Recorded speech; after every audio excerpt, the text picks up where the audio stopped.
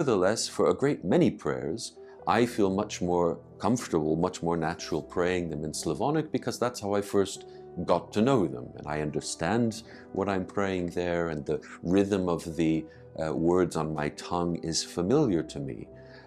It's not absolute. Some parts of my prayer life I learned in the context of the English language. And so in my own prayer, when I'm praying by myself privately, it's a bit of a linguistic a trampoline, kind of going back and forth between various things.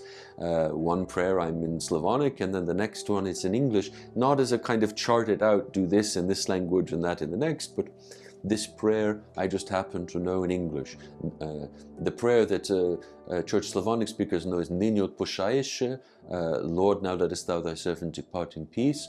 I always pray that in my own prayer in English because that's how I first learned it. Tsaryu Nibiesny, O Heavenly King, Comforter, Spirit of Truth. I always pray that in Slavonic. That's how I first learned it.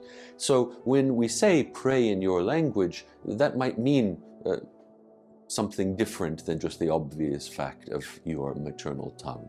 However, here's something that I feel very important to emphasize. Prayer should be in an exalted form of our language. That is to say, it's never been the tradition of the Church to pray, to offer up our words to God in the same language that we use for ordinary speech.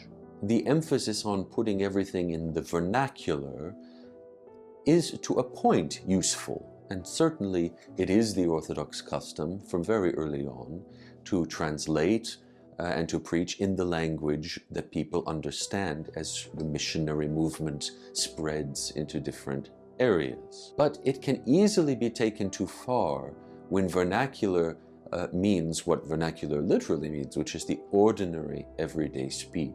And if you actually look at the missionary endeavors of the Church at various points when she was translating from Greek into Church Slavonic or into Armenian or into Georgian and other things, in none of these cases did she ever translate into the word on the street, into ordinary vernacular speech. She put her texts, the scriptures, the hymns, etc., into the language of the people, but always into an exalted form of it. Because even the words we use have ascetical value.